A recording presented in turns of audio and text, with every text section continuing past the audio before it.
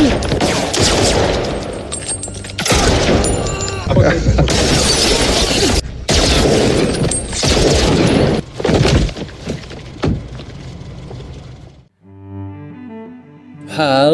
apa kabar semua? Selamat datang di channel Om Burhan. Om harap yang nonton di channel ini masih pada sehat dan waras ya. Kali ini Om akan membahas sebuah film action thriller dari negara Denmark berjudul Riders of Justice, atau dalam bahasa aslinya adalah ini, yang dahulu dirilis pada tahun 2020. Di mana film ini dimainkan oleh sang kanibal kesayangan kita semua, yakni Om Mads Mikkelsen, serta berbagai aktor kenamaan lainnya seperti Nikolai Laikas, Lars Bergman, Nicolas Bro, dan Mbak Andrea Heggdeberg, yang juga disutradarai oleh Om Anders Thomas Jensen yang dahulu membesut film The Green Butcher. Singkatnya, film ini berkisah tentang seorang prajurit yang ingin membalas dendam atas kematian sang istri yang diduga terjadi karena ulah para gangster. Kenapa bisa begitu? Ya udah, Om coba ceritain ya. Tapi sebelum itu, jangan lupa untuk subscribe dan tonton video ini sampai habis.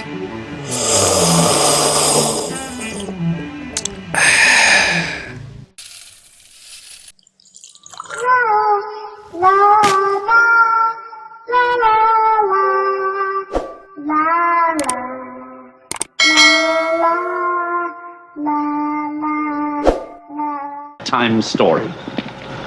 Are you sitting comfortably? Then I'll begin.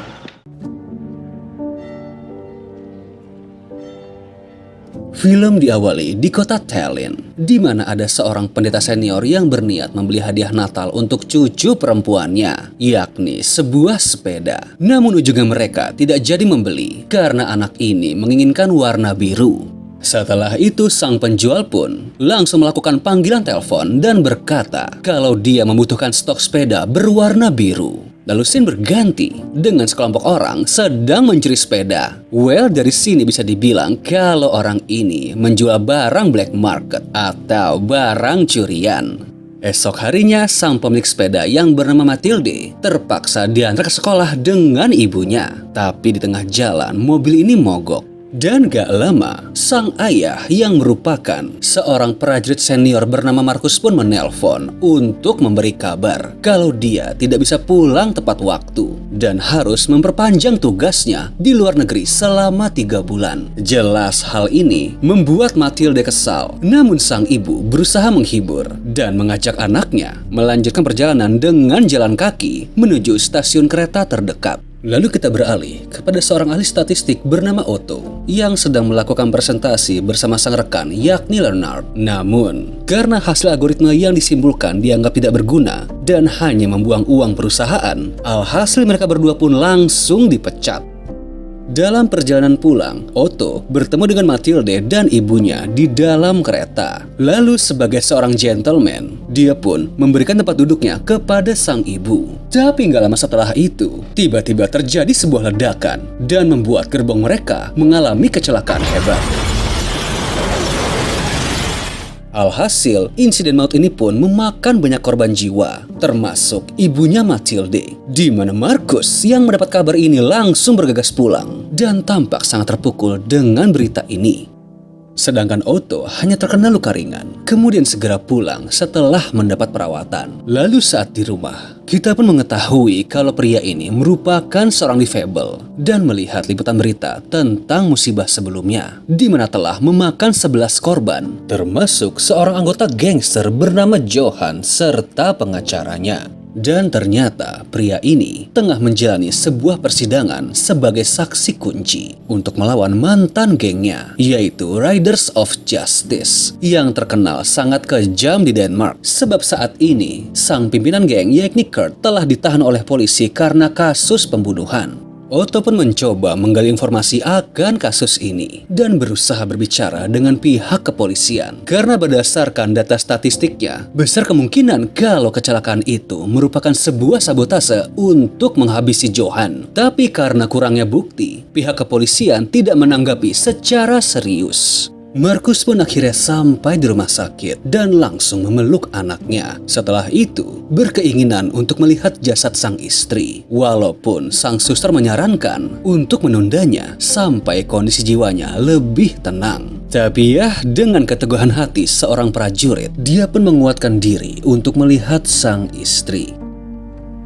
Saat telah kembali ke rumah, Matilda pun berusaha menguraikan musibah ini dengan mencatat segala kejadian yang ada dan menempelnya di dinding kamar. Namun di satu sisi, Markus yang pada dasarnya adalah orang temperamen, kerap melampiaskan konflik batinnya ini kepada Matilda. Walaupun di dalam hati, dia pun tahu kalau saat ini harus berperan sebagai orang tua tunggal.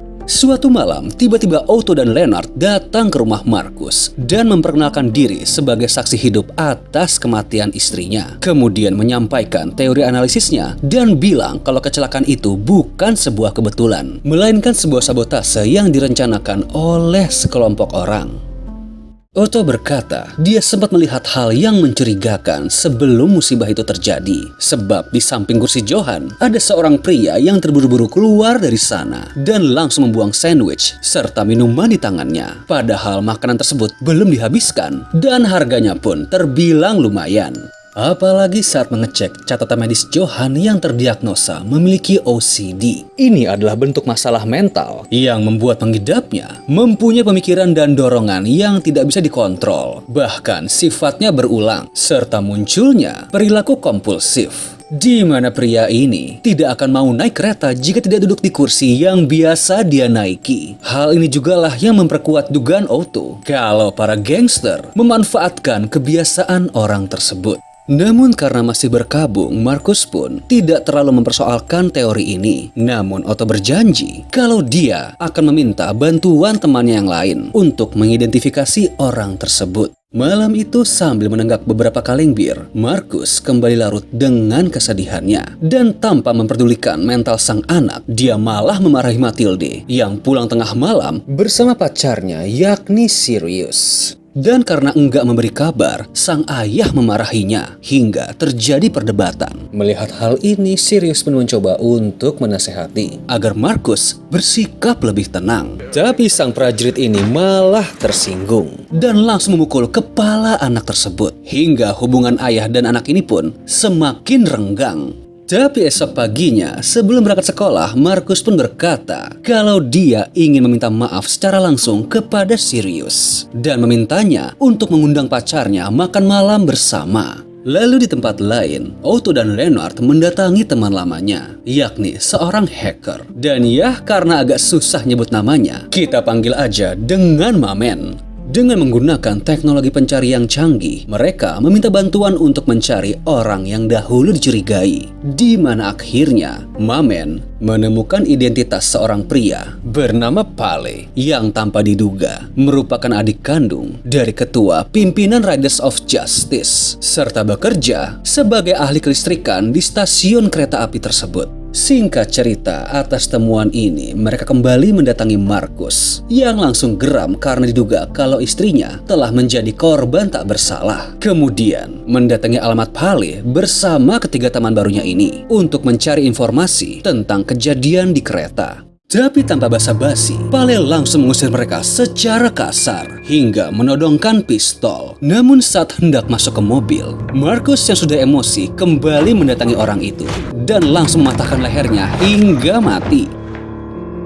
Sontak Otto dan temannya langsung kaget melihat kejadian ini. Namun nampak puas karena berhasil membasmi orang jahat. Tapi Lennart menyuruh kedua temannya kembali ke mobil, di mana dia berencana untuk membersihkan area TKP agar tidak meninggalkan jejak. Namun saat sedang mencari cairan pembersih, dia menemukan seorang pria yang sedang disekap dalam keadaan telanjang. Alhasil Lennart pun langsung ketakutan dan segera kembali ke dalam mobil tanpa memberitahu kalau ada saksi mata tentang kejadian ini. Saat malam, Markus akhirnya bertemu dengan Sirius dan meminta maaf secara formal. Dan ya, terlihat kalau pemuda ini pun tampak tidak marah karena dia tahu kalau keluarga ini sedang mengalami masa sulit. Matilda pun menyarankan sang ayah untuk berkonsultasi dengan psikiater yang kerap temperamental pasca perang. Apalagi hal ini juga diperparah dengan kematian sang ibu. Sirius pun juga tak segan untuk membantu karena ibunya adalah seorang psikiater. Namun Marcus menolak ide tersebut karena pada dasarnya dia berwatak keras dan beranggapan dapat menyelesaikan semua masalah yang ada.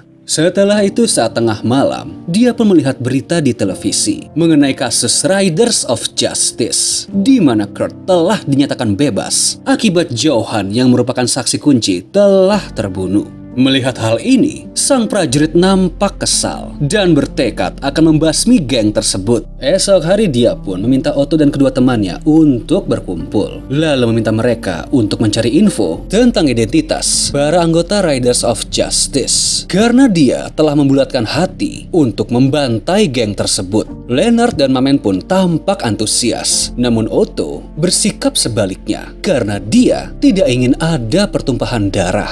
Namun karena tekad kelompok itu sudah bulat, akhirnya dia pun ikut di dalam rencana itu.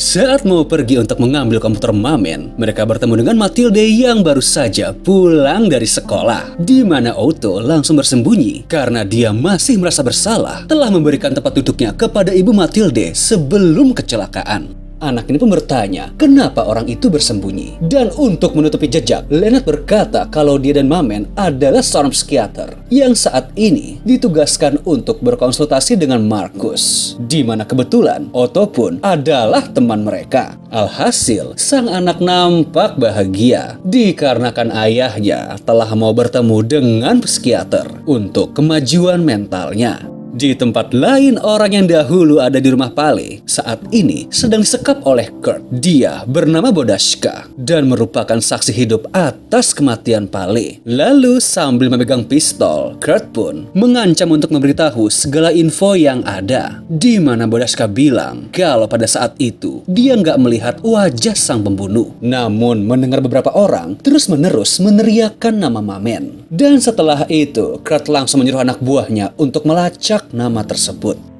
Marcus bersama teman barunya memutuskan membangun markas di gudang dekat rumahnya yang nanti akan mereka gunakan untuk melacak semua anggota geng Justice. Hal ini dilakukan untuk menepis kecurigaan Matilda dengan alasan kalau nantinya mereka akan melakukan berbagai sesi terapi di dalam gudang tersebut. Namun saat sedang merakit komputernya, Mamen bilang kalau dia membutuhkan beberapa alat tambahan yang lebih canggih dan meminta Marcus untuk mengambil hal itu di rumahnya. Setelah itu, bersama Otto dan Leonard, dia pun pergi ke rumah Mamen. Namun saat sampai di sana, ternyata anak buah Kurt sedang mengintai daerah tersebut. Di mana saat mereka mau masuk ke dalam, tiba-tiba para gangster ini langsung menembak. Namun untungnya, Marcus segera bertindak cepat dan dengan keahlian militer yang dimiliki, dia dapat menghabisi para penyerangnya. Tapi tanpa disangka, Bodaska juga berada di sana. Dan saat Marcus mau menembak, Leonard langsung menyelamatkannya. Karena dia tahu kalau pria ini merupakan korban kekejaman geng Justice. Dan pada akhirnya, membawa orang itu pulang ke rumah Marcus. Atas kejadian ini, Marcus pun sadar kalau mereka semua tengah diincar dan menyuruh semua orang untuk tinggal di sana. Serta berjanji akan memberikan pelatihan senjata. Dan terlihat karena telah tinggal bersama, mereka semua pun semakin akrab satu sama lain. Di mana Matilda pun nampak senang karena pada saat ini suasana rumah menjadi lebih berwarna. Esok hari Marcus mengajari semua orang mengenal senjata dari cara merakit komponen hingga menembak target agar mereka semua dapat menjaga dirinya masing-masing. Scene pun beralih di mana Kurt akhirnya mengetahui kalau Mamen hanya mempunyai dua teman dekat, yaitu Otto dan Leonard. Kemudian menugaskan anak buahnya untuk mencari informasi tentang keberadaan kedua orang ini.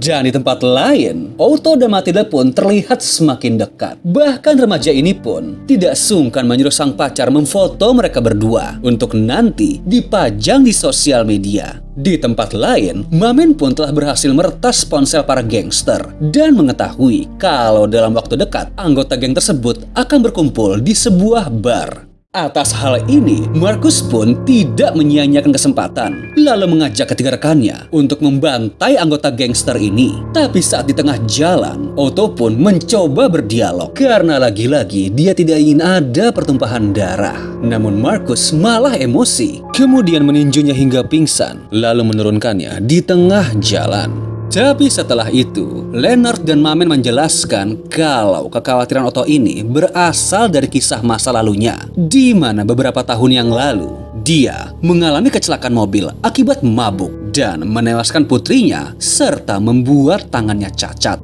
Karena itulah Otto sebenarnya sangat khawatir dengan rencana ini, karena dia takut jika hal ini akan membuat hubungan Marcus dan Matilde semakin renggang. Mereka pun akhirnya sampai di sana. Tapi saat anggota gangster itu keluar, ternyata ada beberapa remaja wanita. Dan karena nggak ingin menambah korban yang sia-sia, Marcus pun mengincar sebuah mobil yang hanya berisi para pria. Mamen pun berniat membantu, tapi pria tambun ini malah menjadi nggak tega untuk membunuh seseorang. Dan akhirnya Marcus lah yang harus menyelesaikan semuanya. Kemudian membawanya pulang, serta nggak lupa menjemput Otto. Esok harinya, ketika anggota gangster ini tengah berkumpul, salah satu anak mereka menemukan video Otto yang sedang bersama Matilde. Hal ini pun terlacak karena Sirius menguploadnya di sosial media. Dan kebetulan juga kalau anak perempuan ini satu sekolah dengannya. Lalu kita kembali ke Leonard yang sedang berbincang dengan Bodaska, di mana dia bercerita tentang kenapa dahulu disekap di rumah Pale. Pria ini pun menjelaskan kisah masa kecilnya. Jadi demi menyambung hidup, dia dijual oleh orang tuanya, di mana dia malah dieksploitasi dan berakhir menjadi gigolo. Leonard juga bertanya, apakah Bodaska tahu tentang kecelakaan kereta di Denmark? Dan dia pun menjawab bahwa semua orang di sini tahu tentang kejadian itu. Namun dia bilang kalau saat peristiwa tersebut, dia dan Pele sedang berada di Jerman. Leonard pun langsung kaget mendengar hal ini, karena artinya mereka telah salah menduga di mana geng Justice of Riders tidak ada kaitannya dengan kecelakaan kereta. Dan saat Leonard mengeceknya di komputer, ternyata Pale dan orang yang mereka cari dahulu adalah orang yang berbeda. Hal ini pun diinfokan kepada Marcus, di mana sang prajurit ini sangat kecewa karena sama saja kalau dia telah membantai orang yang tidak bersalah. Apalagi saat ini, dia dan semua orang di sana telah menjadi incaran para gangster yang terkenal sangat buas. Hingga akhirnya Marcus tidak bisa membendung amarah serta rasa kecewanya dan melampiaskan emosi tersebut di kamar mandi sambil menghancurkan semua barang yang ada di sana. Dan akhirnya terungkap kalau orang yang mereka cari selama ini hanyalah orang Turki yang sedang bekerja di Denmark. Jadi faktanya, peristiwa maut yang menewaskan hingga 11 orang itu adalah murni kecelakaan tanpa adanya sabotase. Dan alasan dia membuang makanan ke tempat sampah hanya karena tidak suka dengan rasanya. Sebab ya bisa dibilang kalau lidah Turkinya kurang cocok dengan cita rasa Denmark. Lalu adegan berganti di mana Sirius didatangi oleh Kurt dan anggota gangsternya untuk mencari tahu keberadaan Otto yang dia unggah di sosial media. Bahkan dengan kejam mematahkan beberapa jari pemuda ini untuk mendapat informasi tersebut. Setelah itu Marcus yang sedang berada di dalam gudang pun merasakan ada hal yang ganjil. Lalu segera lari ke dalam rumah. Dan benar saja, tiba-tiba tempat itu langsung dihujani berbagai tembakan senjata. Untungnya sang anak selamat dan Marcus yang terkena tembakan langsung menyuruhnya bersembunyi di dalam kamar. Di mana sang prajurit senior ini pun berusaha untuk menghabisi mereka semua satu persatu. Tapi sialnya, Kurt berhasil masuk ke kamar Matilde dan menawan remaja tersebut. Kemudian menyuruh Marcus untuk keluar dan menyerahkan diri. Karena saat ini, anaknya serta Sirius telah menjadi tawanan para gangster. Well, pada momen ini, Marcus pun terlihat pasrah.